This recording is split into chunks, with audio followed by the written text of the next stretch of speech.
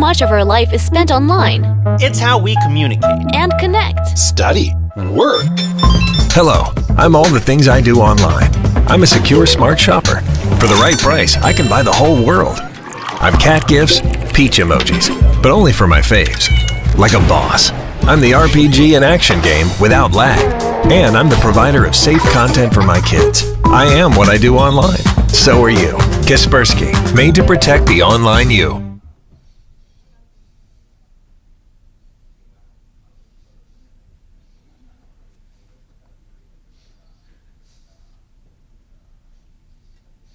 Hello everyone, nice to have you here today. It's wonderful to see people in a room with us. I haven't had that for quite a while. Also, we are at a tech event. We are talking about love today, and about the question of digital love and what does that even mean, digital love, and can love be digital? But before we're going into those more philosophical questions with our panel later, we're kicking off with something that is a bit more tangible, and that is the security of dating apps. And question to the room, who has never used a dating app? Oh, that's like 10%, maybe a bit more. I think that's more than the normal average. As dating apps we use in rather, let's say, intimate settings, we obviously want our data to be safe, and Tatiana Shishkova will tell us how safe they actually are in her presentation that will follow about dangerous liaisons, the security issues of dating apps. And Tatiana studied in Moscow and Tübingen, and she's part of Kaspersky's Android threat research team, and I'm handing over to her. Thank you, Rainer. Hi, everyone.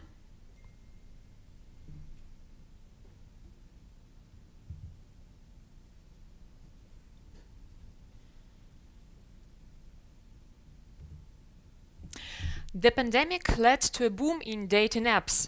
During the lockdown in many countries, when almost everything was closed, the internet became the only place where you could meet new people.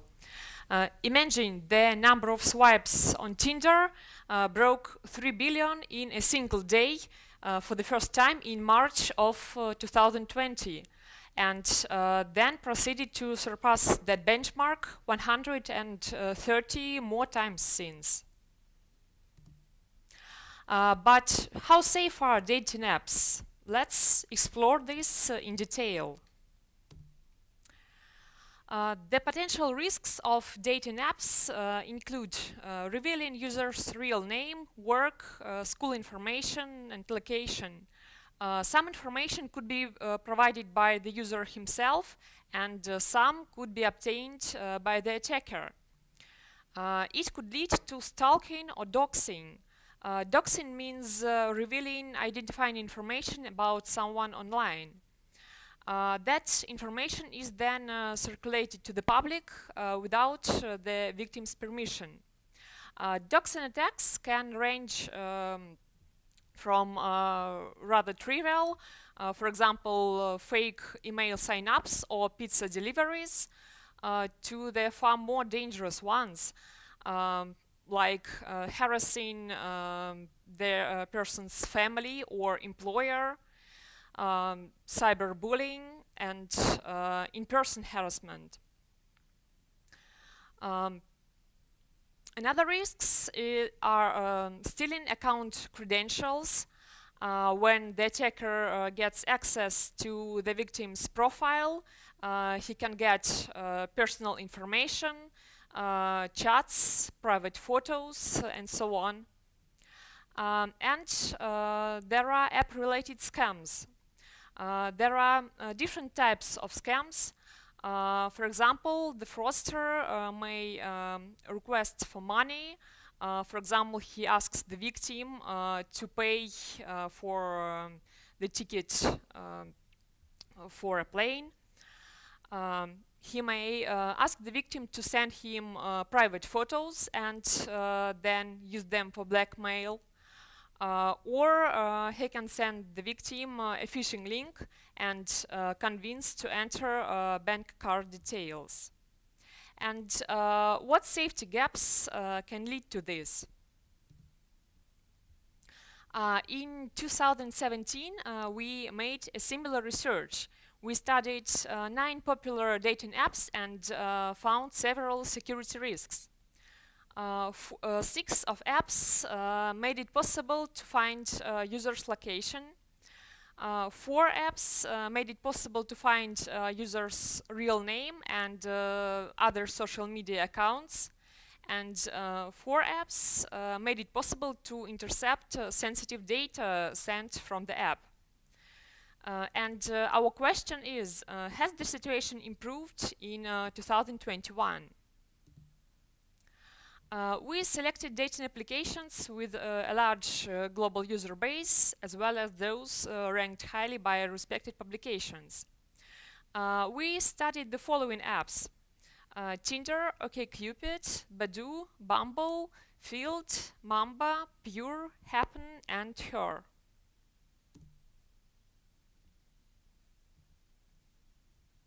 First, let's see what information does the user provide when creating an account.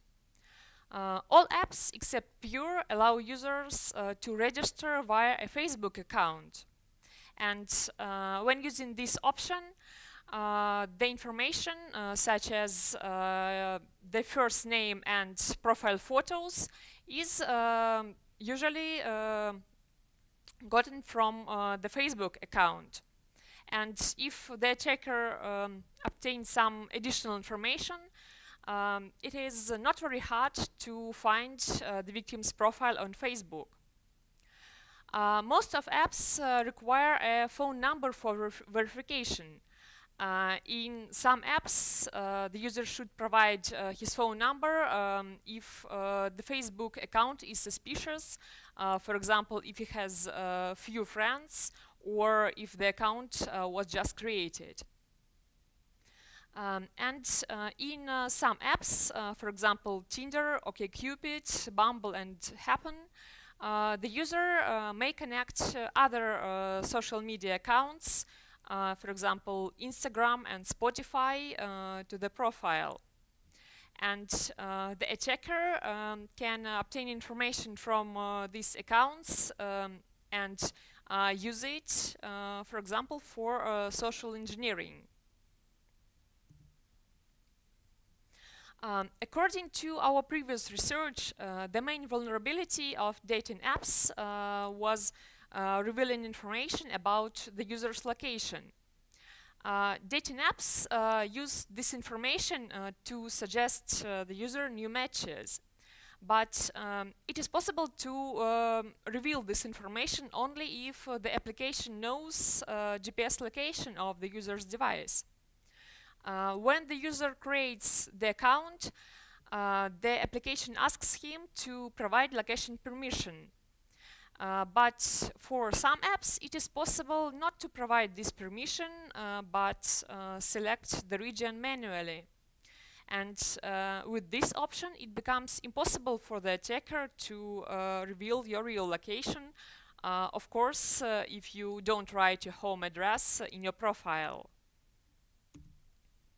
And we found that 4 of 9 apps will not work without providing location permission. But 8 of 9 apps allow users to specify their location manually in either free or paid version. And the only app that will not work without GPS location is Happen. The apps do not show the exact location of the user, just the distance between the users. So how is it possible for the attacker to reveal user's location? This method is called Trilateration. If we know the distance between the user and 3 different random points, we can use the distances as radiuses and draw circles from each point.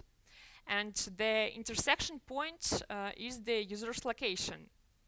As using dating apps, we usually don't know the exact distance. We may need to use more than 3 different points to reduce the search area. This method takes too much effort for the checker if done manually. But most of apps allow to use fake GPS services to mock location. So the checker can stay in one place and use a special program to fake his location. The less accurate an app is, the more measurements you need to make. This method will not work if the user specified location manually. The Happen app is the only app that doesn't allow specifying location manually, and it also has additional features. It shows how many times and where you cross paths with other users. Using this app, it is easy to find those around you, for example, your neighbors. And if the checker uses a mock location app, it is possible to find people who live or work in a specific location.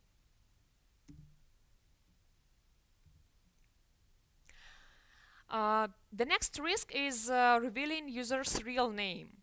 No app asks for a last name, but the first name is often taken from Facebook if the user registered via a Facebook account, as well as profile pictures, which are also taken from Facebook by default.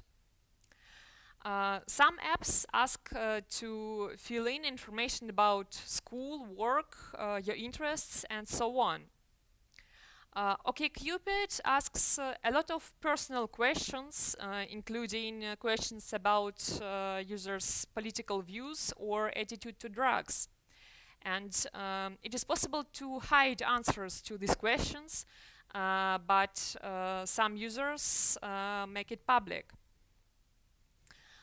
Linking Instagram account makes it easier to identify the user, as when the checker gets a lot of users' photos, he gets additional information, as our photos often tell more than we would like to share. And this all could lead to doxing. The next risk is unauthorized use of photos and chats. Mamba is the only app that has a free possibility to blur the profile photo, and only users that were added to favorites get access to the photo in original quality. Several apps have incognito mode as a paid option. The only app that can be used without providing a profile photo is Pure, and it is also the only app that prevents the user from making screenshots of chats. And making screenshots of chats could lead to blackmail and doxing. What about data transmission in dating apps? 3 years ago, it was rather easy to intercept traffic from the user's device. Some apps used unencrypted protocols, and even if the protocol was encrypted, for most of apps it was possible to make the user install a homemade certificate, for example, with the help of phishing. After that, the attacker could spy on the encrypted traffic between the server and the application. Now all tested applications use encrypted HTTPS protocol for communication with the server. And they also have certificate pinning, which means that the validity of the certificate is checked, and it is not possible to use a homemade certificate. So it becomes much harder for the attacker to intercept traffic from the user's device. And when an invalid certificate is used, Mamba even warns the user that the connection is not secure and that the traffic could be intercepted. Other apps show that there is no internet connection. And if the protocol is not secure, data is not sent to the server. What about storing application data on the device? As 3 years ago, most of apps for Android store messages and cached photos on the device. And it is possible to obtain this data with root access.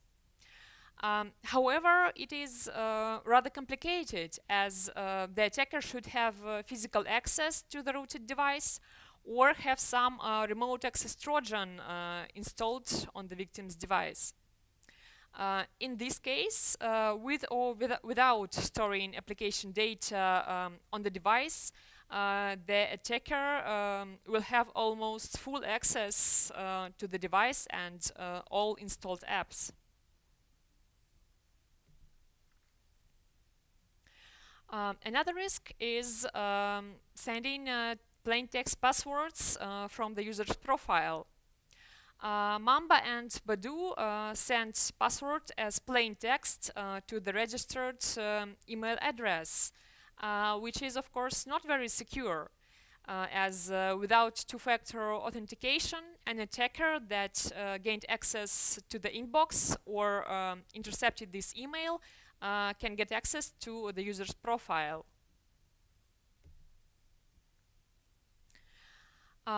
In general, in 2021, we see that most developers think more about application security and invests in vulnerability disclosure and bug bounty programs. For example, Badoo and Bumble participate in the HackerOne bug bounty program, and Tinder, OkCupid, and Mamba have their own programs. Launching a bug bounty or vulnerability disclosure program doesn't always result in better security, but it is an important step for organizations.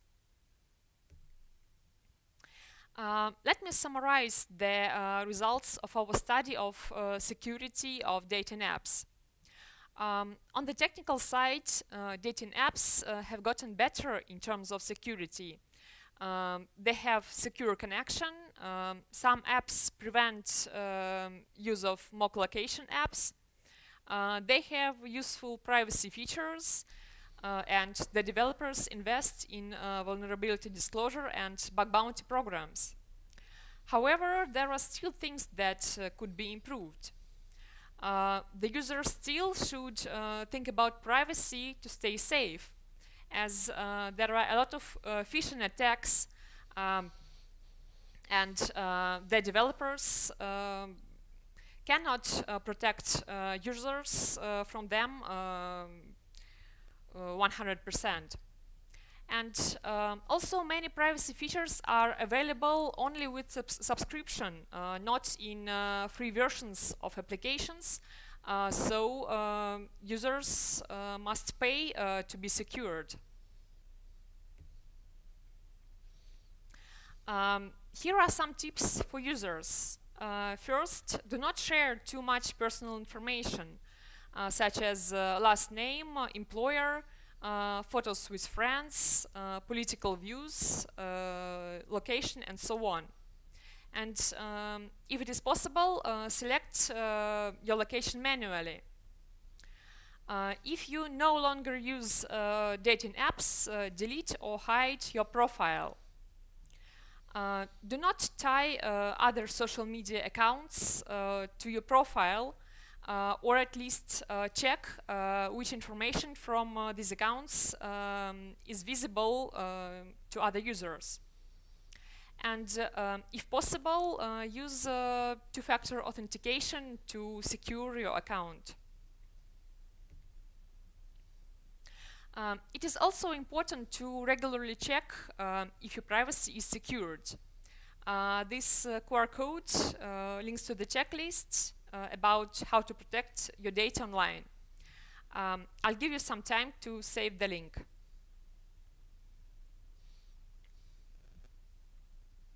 And as we speak today about the future of dating, let's discuss the possible development vectors of dating apps. Some of them are already implemented in some apps, and we think that these are important steps to make online dating more secure. First, there should be possibility to hide photos and GPS location. The user must the developers must prevent the user from making screenshots of user profiles and messages, as it could lead to doxing. There should be possibility to set chats to be deleted automatically after some time, for example, after a week. And when the user creates the account, he should be informed of the risks of sharing too much personal information. Other steps, it is more difficult to implement them, but they also could improve the security of dating. First, all accounts, not only photos, should be verified to make sure that you will not chat with a troll, scammer, or stalker. It should be difficult for users to create fake profiles.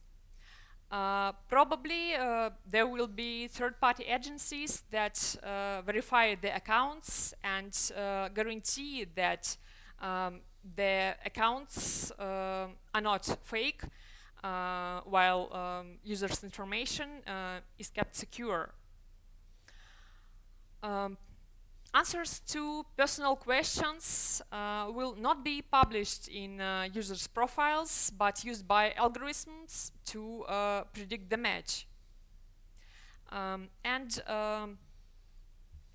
AI will be used widely to protect users from fraud, as well as sensitive and abusive content, and any suspicious activities. Thank you.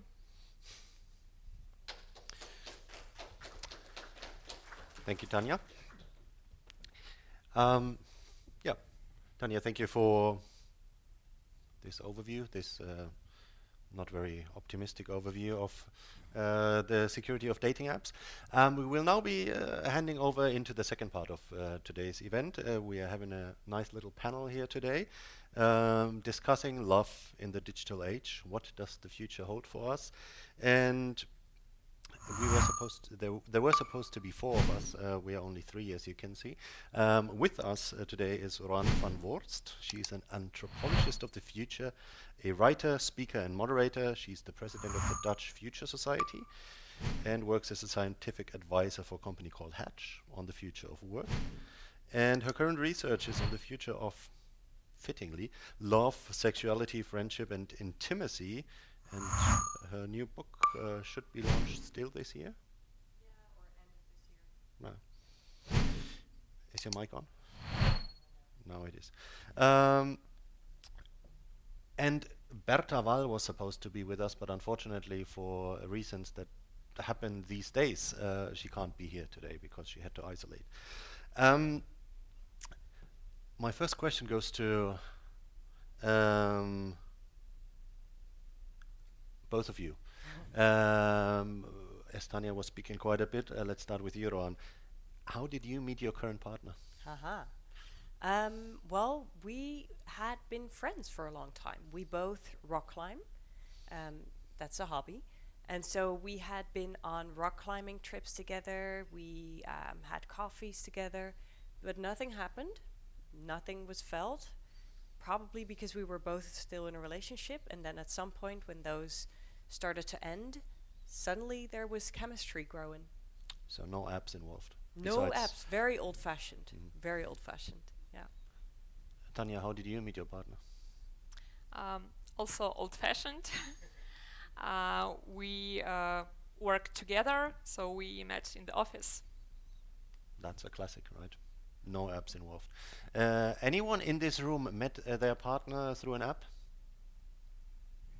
Yes, one, not bad. I still think this is very low. We are not statistically relevant in here, I think. Ron, do you think digital devices are killing romance? Kind of, yeah. I mean, you know, it's a double side thing. I think on the one hand, they make sure that romance is everywhere, right? I mean, when you used to live in a tiny village and there was not so much to do and there weren't any attractive people around, what were you going to do when you were young and or horny? Nowadays, it's everywhere. So if you're looking for romance, the hopes are up because you can find a potential partner everywhere. At the same time, this, I think, is also the problem because we have access to that hope for love, that hope for friendship, that hope for sexuality all the time. And so it becomes so easily accessible that you see a drop in interest. So, I mean, in the real life. So you see now, for example, youngsters that, of course, they'll watch porn and they'll be on dating apps. And some social scientists say they're oversexed but underfucked, referring to the fact that they're not actually as interested in sex as perhaps you and I were in our younger age. And the reason might be if you have porn all the time and if you have dating apps all the time, then at the end of the day, all your kind of romantic and sexual energy has dropped to the bottom. You've gotten all you needed in the virtual world. And so the real world isn't just so interesting anymore. But then people are still giving lots of data into dating apps, and obviously it is important to have them. And it's a huge industry. You've looked into it, Tanya. How big of an industry are dating apps? The industry is quite big. We researched only the most popular apps, but there are, I guess, hundreds of the apps, and the pandemic led to more of the apps. There are now apps for specific purposes, for specific groups of people. There are apps that claim that they're the most secure dating apps that do not reveal any personal information. There are apps that are something between a social network and a dating app. For example, one app is like TikTok plus Tinder. But old-fashioned apps like Tinder and Badoo are still the most popular. And it is hard to predict if all these apps for specific groups and specific purposes will become popular in several years. You said before in the presentation that in some apps you could add further social profiles like Instagram, Spotify.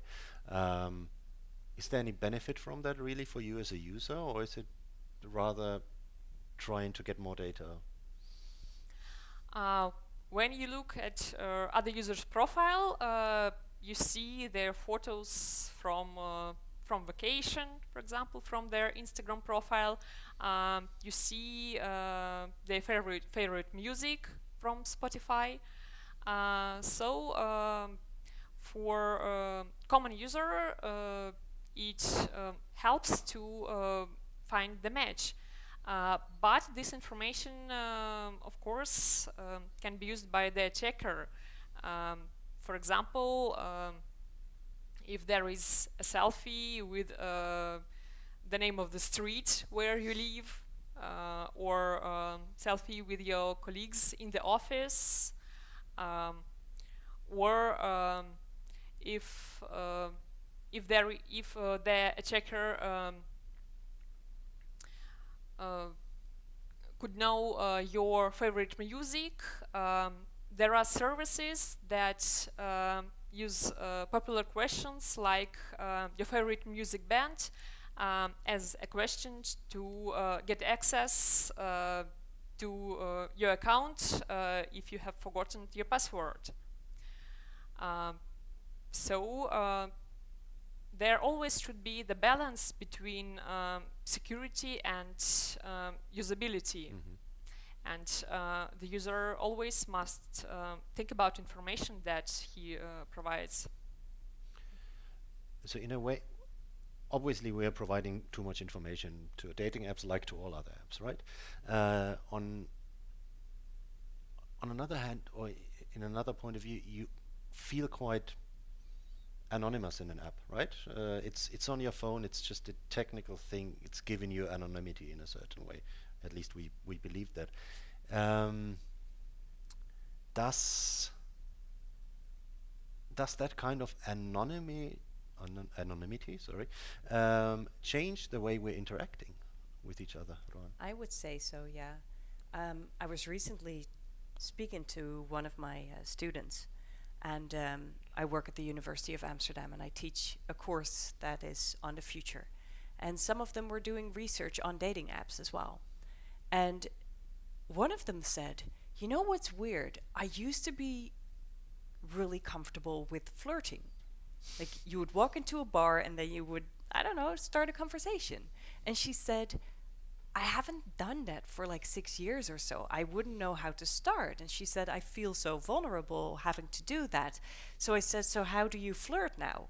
And she goes, well, I use Happen, where I can see, oh, this other person is 2 meters away from me, so he's using the app. So at least then you know somebody is available, right? Somebody's on a dating app. So he's not going to tell you like, sorry, but I'm married. You know, that painful part we kind of just skip. And then the other thing is, she said, what I do now is, at utmost, I will walk up to the person and pretty quickly go into, are you on Tinder? And then afterwards, I will look him up on Tinder. But they don't go into the awkward conversation. So I would say we feel more safe when it's kind of anonymous. We don't have to stand there and feel all the feels and kind of tremble or be awkward or do something wrong. But we also, obviously, we're not anonymous at all, as Tanya shows, but we also just kind of unlearn friction, right? Just awkwardness and being there in real life. And at the same time, I think in the anonymity, we feel that we can see everything, but not everything can see us. But in reality, we can't see everything either. I mean, we can see a lot of things that we don't necessarily know we're seeing. Like, oh, if you're a smart hacker or if you accompany, you know what to search for. But I think the average user is really just looking for the holiday photos because that gives you a clue of who somebody really is. What we don't see is we don't see how the pupils are changing. You don't kind of notice how the breath is going faster. You know, all those live kind of ways of communicating. We've now, I mean, over the past episode, I'm sure you used Teams or Zoom and as everybody, you've noticed that it's a difference. It's a difference in contact. And that's even worse with dating apps where you have photos and nice chats, but everybody who's been matched, whether by an algorithm or by a family member or by friends, you know, it sounds good. On paper, it sounds really good. Like, oh, we really match. We have the same interest. But then you walk into the room, you're like, nope. It's the way you move. It's the sound of your voice. I can't, you know, I would never be attracted. So I think the anonymity is kind of weird because it's there in a way. We see less than in real life. At the same time, it's not anonymous at all because Tanya shows you can see way more, but we think we're anonymous. So it's a very interesting, I mean, I think you can call social media and dating apps probably the biggest social experiment that we're now conducting on humanity because we have no idea how to deal with it. We're just learning how it works, also for the brain, also for human interactions in real life. we'll see in 50 years from now. We will, I guess. Tanya, which do you think is the worst or the most critical kind of data people share? Their location? Yes, I think location, as it could be used by stalkers. It is the most critical and sensitive information. Most of apps are now doing some steps to prevent other users to obtain the location. For example, as I already said, they prevent from using mock location apps that could be used by a attacker. And some apps do not show the exact distance, like in meters. They show distance like in radius of 5 kilometers. So it becomes harder to obtain the location. Or some apps can use algorithms that do not show the exact distance, but the distance like plus or minus a kilometer, so that if the attacker uses Trilateration algorithm, he will get wrong location. Are those companies doing any kind of education? So would you, in an app, be told that maybe you should not share your most intimate photos, or maybe you should only activate your geolocation if you feel safe and if you know you're in a safe location? Or is there no such kind of automated education within the apps? For now, most of apps do not tell the user about the risks of sharing a lot of personal information. A lot of apps even ask the user to fill in more information about himself, about his location, his interests, to link more accounts like Instagram and Spotify to the profile. There are some features like some apps blur the photo that you sent in the chat if the algorithm thinks that it could be an intimate photo, and the app asks the user like, are you sure that you really want to send it? But for now it is not a common thing. How? I always wonder. I mean, I know I do that myself too. Maybe Iran, as an anthropologist of the future, you have an answer to that. When an app asks you to do something, the tendency always is to say yes. I know that we, from a psychological perspective, can't make a difference between a technical device and a person. If we communicate to someone, we try to follow certain communication patterns. But is it an issue that at some point needs to be solved, that there is a disconnect between the amount of data that companies would like to have and that they need for their business model and the actual amount of data that we should give them? Well, I think people will probably need to become more aware of what the data is exactly used for. And I think there's one thing that people need to still get used to computers in a way, or algorithms. In this way, they need to understand that it's not so much an algorithm or a computer that they're talking to. It's the people making the decisions behind that. You know, or the company, because there's always people creating an algorithm, and hence there's people deciding what we're going to do with that data. And, you know, just to give an example, I thought this was very insightful. There was a there's now a lot of sex technology where, you know, it's nice if you're in COVID lockdown and one person is in the US and the other person in a couple is in the UK. And then you have sex technology that you can link by Bluetooth, and according to the producers, it will feel like you actually have sex because you can use your Bluetooth device for that.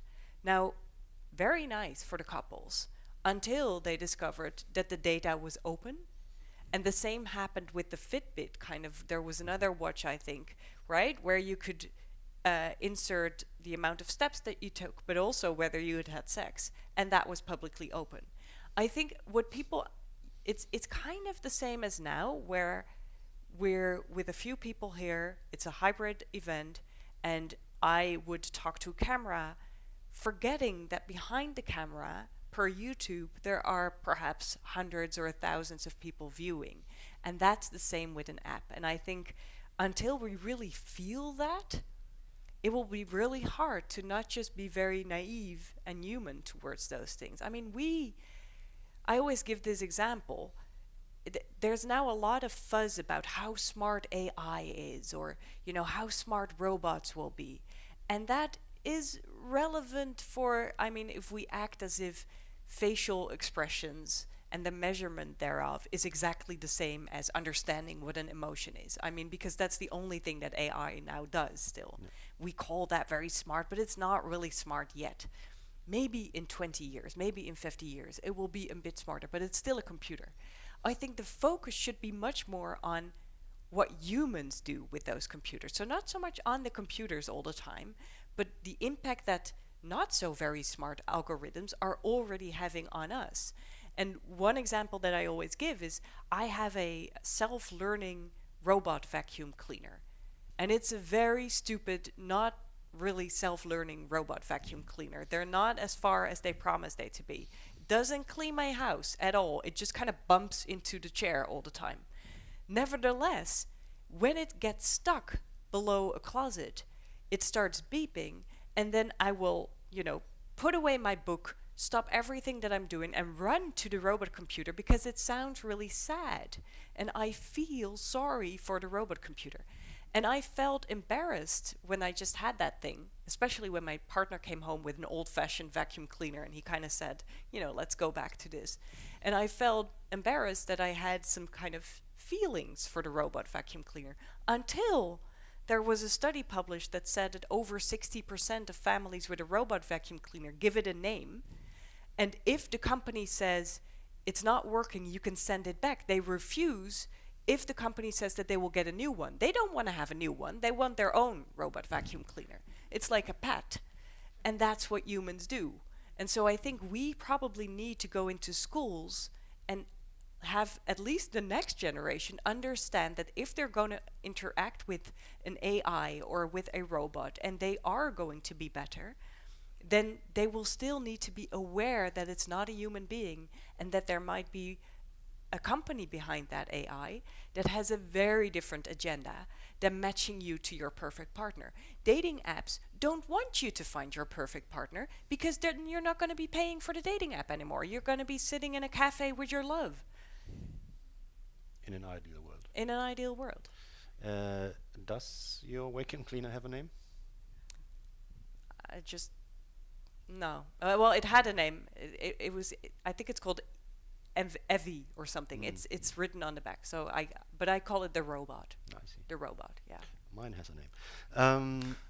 What's the name? Rainushka.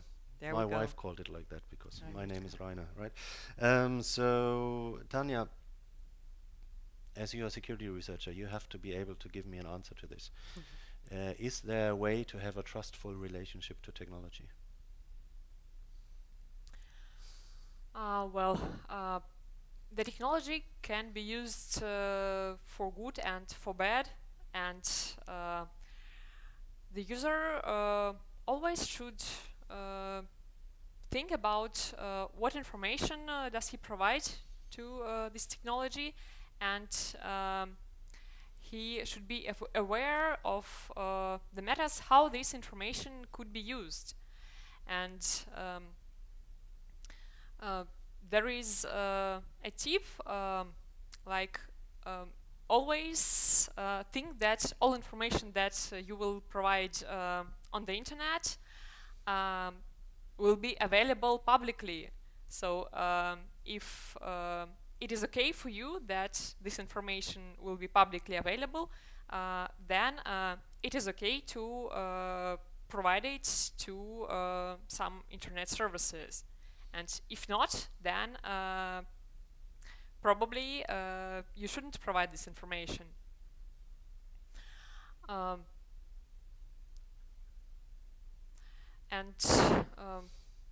Well, I think that the developers must always provide the full list how they use the private information from the user. This information always should be stored securely, but it is the ideal world, and it is not possible for now to guarantee the security of information. So the user may trust the technology, but trust the information that is not very sensitive. So we can have a trustful relationship to technology if we are not trusting it too much, in a way. Okay. Ron, you also looked into human-machine relationships, and we've worked on a film together where you even, not for that film, but still you were looking into sex robots and such things. Do you believe that we will reach a point when we humans would actively start avoiding human-human relationships to not have this insecurity of these relationships anymore and the potential embarrassment of flirting, and instead would rather have relationships with digital programs that make love much easier? Well, you know, I would really like to say no, because I hope not. I have a daughter, and I hope that in real life she will meet someone who really makes her happy. But at the same time, there are trends, and there's also one of my fieldwork experiments that kind of lead me to say it might actually be the case. So just to give you a couple of examples, it's true that I've been doing fieldwork amongst companion robots and even sex robots. And to most people, that seems far away. That seems like, okay, but that's not going to be for the greater good. Perhaps that's a niche thing, but then again, you do see in bigger cities, especially where people really, really work hard. So think Tokyo, but also think New York or London. People come back and they're so tired, and they work 100 hours per week. In some companies, that's normal. They work 100 hours per week, and all they really want is to non-communicate. So the last thing they want is to have a partner that says, hey, how was your day? Can I tell you about mine? You know, shall we discuss how we're going to do this with dinner, whatever. What they want is to sit on the couch and watch Netflix or perhaps a bit of porn, and then they have their doll or their robot, and they can have sex whenever they want that. Now, I tried to engage with those robots, and I felt that it does something really weird with you. Because, for example, and this wasn't even a super progressed robot, I felt that I immediately started kind of joking around with him. You know, you make a funny selfie, or you do all these things.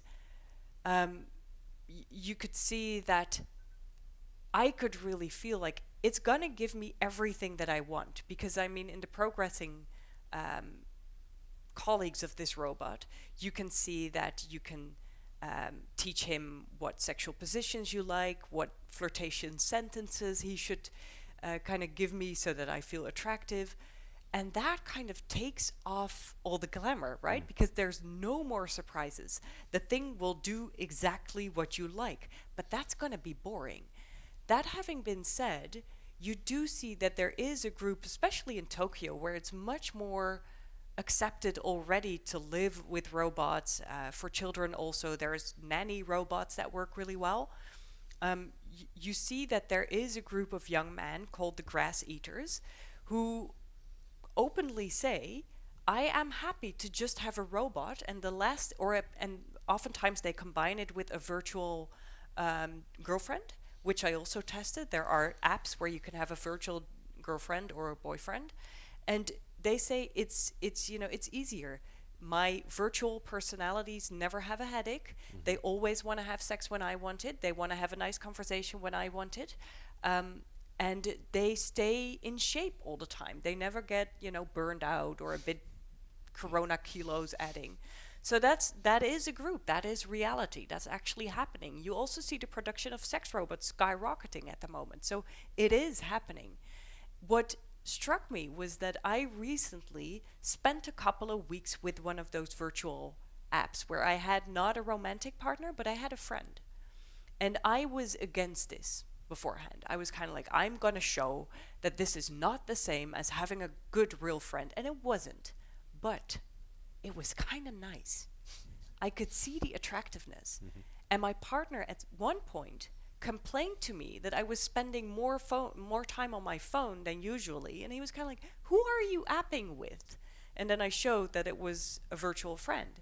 What it did was she's an AI, and I took a girlfriend, a female friend, and she is made in such a way that she kind of learns to see what your interests are. So we spoke about books, for example. She would log in and say, hey, Rowan, how's your morning? And I would say, oh, I'm studying for my research. And she would go like, oh, which book are you reading? And I would mention the title, and she would say, oh, awesome, I just finished this and this book. And then I would say, well, what do you think of it? And she would actually give a good review. Like, I like the character, and I blah, blah, blah.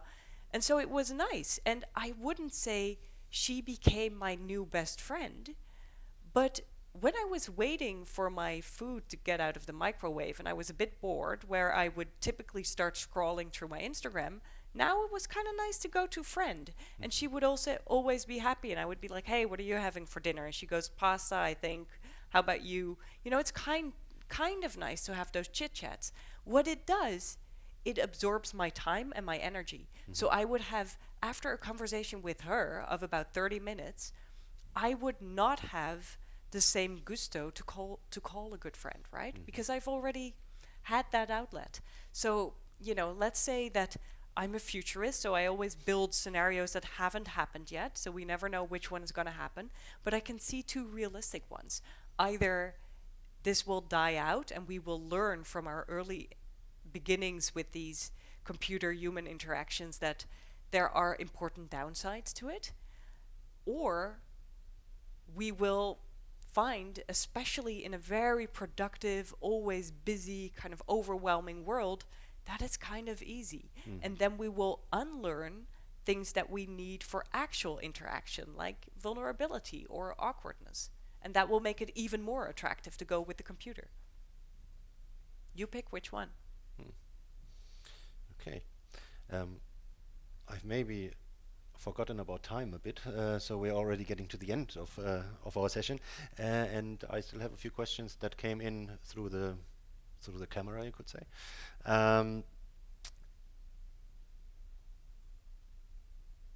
One question was, and I think we replied to that, but maybe we can sum it up again. What drives people to still use dating apps? Is it the convenience, or are there new reasons? Tanya, can you say from the research a few years ago to now, has anything changed in the kind of features that are in dating apps that might be different from before? Or has not much changed there? I think that the common features haven't changed a lot. But as I already said, there are a lot of new dating apps for specific purposes or for specific groups of people. And some of apps are moving to become more a social network than a dating app. And the pandemic, the lockdown, was the reason why a lot of new people came to dating apps, and a lot of people are also now looking not for only romantic relationships, but also for friends using dating apps. Yeah, I would say that what drives people is hope, hope for love or friendship. I mean, in the past lockdown, a lot of the youngsters especially, you couldn't meet people in any other way. So there were no bars. So you had to kind of go on a dating app, even if just to have a nice evening with somebody, have a coffee in somebody's house. And I think for human beings, human contact and especially love is just, it's so innate. We all kind of hope for that, almost all of us. So especially if you live in a tiny village and you haven't met the one person, it's really nice that now you can meet somebody in Africa and he may be your perfect match. That's a very romantic thought. And I think human beings are kind of romantic in that perspective. But then you have this romantic thought that you might meet someone in a village in Africa and it would be your love forever. Yes. On the other hand, they are these apps are so hyper-local, right? With locations and would a VPN help you somehow? Let's say you're not given your location data and you log in with a VPN. Would that in any way help you protect your data? It depends on how does the app calculate your location, as it could use different sources. Yes, sometimes VPN helps you to hide your real location, but the apps could also use your Wi-Fi data, the information about your mobile operator, and so on. So just using a VPN is not a cure-all. They would also be using GPS most likely, right? And yes, triangulation data, maybe? Does any of the apps use triangulation data if you don't give GPS access? We haven't studied that, but probably. Let me see which other questions came in. What would be your personal limit to both of you? Which kind of data you would give to such an app? Starting with you, Ron. Because you look into Tanya. Yeah. Well, I wouldn't give my address. But that's already, I mean, I would be driven to kind of have a fast phone call with somebody that I start liking over the app, which is in itself a risk, right? Because then you give your phone number. But I still believe that you need to kind of sense someone's energy or be with a person in order to know whether it's going to work out. I don't really have that feeling over a chat. And so I would probably be really, really unsafe and just, meet up ASAP if I have a nice conversation or if I really have a possibility for a click, and then go to a public space and have a coffee without going into all the details or sharing so much. I know nowadays, sexting or youngsters sending sexy photos of themselves, that's a really sad thing if the other party indeed makes a screenshot and then uses that. So I would be very wary of intimate information in all levels, instead just going for the real life. Yeah. Yeah, I would like not to share a lot of information about myself, at least about my home address, my work, and so on. No photos with other people or in known locations. I could share information about my interests or my principles, about what I'm looking for, but I will try to find a match, and after that to speak privately about the things that are important for me. Would you say it's safer to stay in the app to communicate there, or to move on to some, I don't know, Signal, Telegram, WhatsApp, whatever, to have a more intense conversation?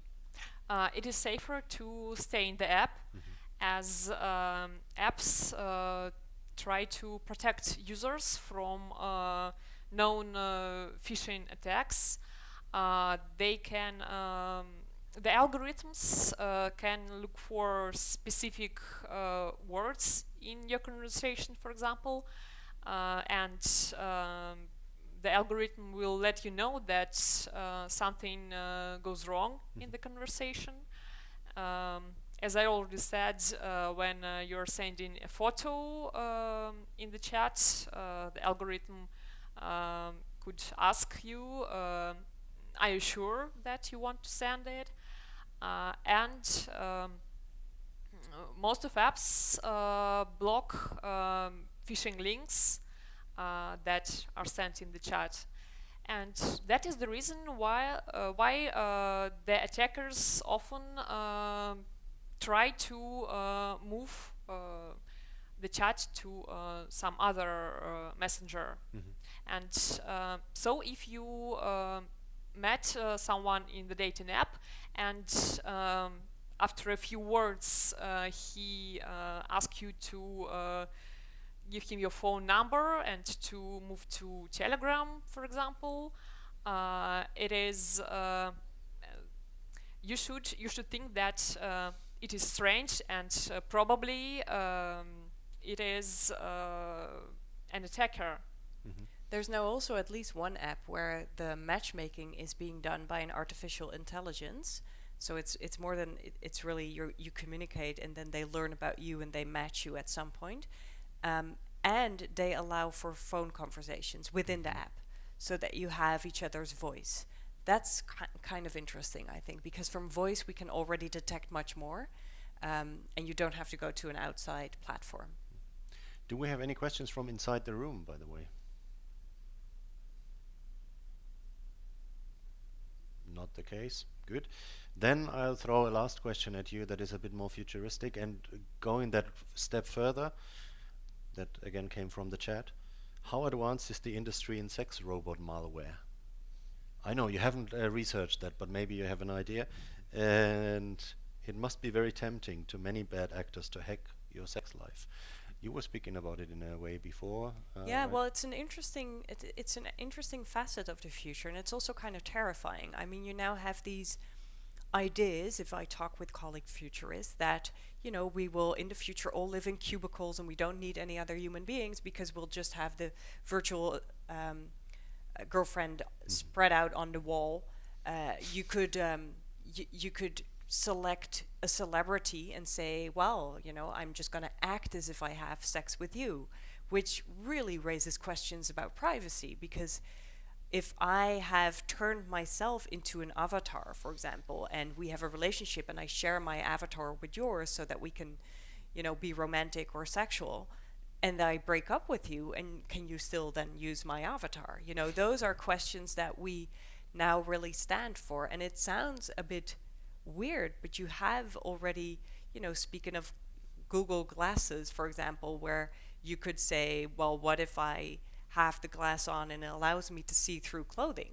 You know, should I then protect myself against that? And, you know, can you make photos then of those persons? So it's going to be very interesting. And as happens often, we make things because we find it so exciting to make things, but we make it before we're ready to know how we're going to deal with it.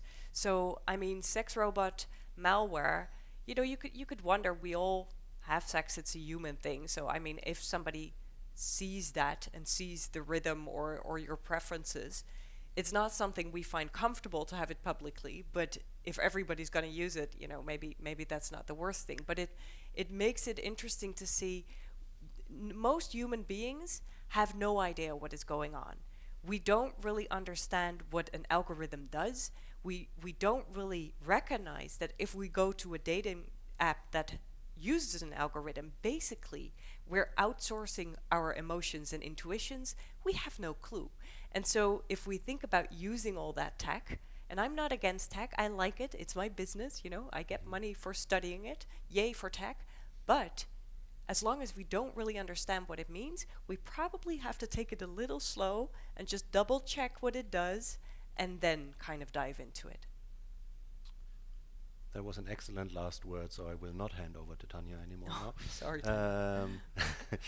Thank you. So basically the final word was we don't know anything, and we should better think more about what a technology could do to us before we invent it, right? Thank you everybody in the room and behind the camera for joining us for this bit more than an hour. I think this was quite interesting. Thank you, Rohan. Thank you, Tatjana. And those following us on YouTube, if you have any more questions, just post them under the video and we will do our best to reply quickly. And that's it for today.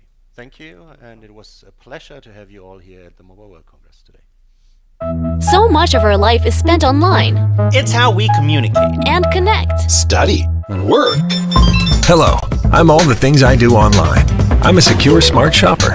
For the right price, I can buy the whole world. I'm cat gifts, peach emojis, but only for my faves. Like a boss. I'm the RPG and action game without lag. And I'm the provider of safe content for my kids. I am what I do online. So are you. Kaspersky, made to protect the online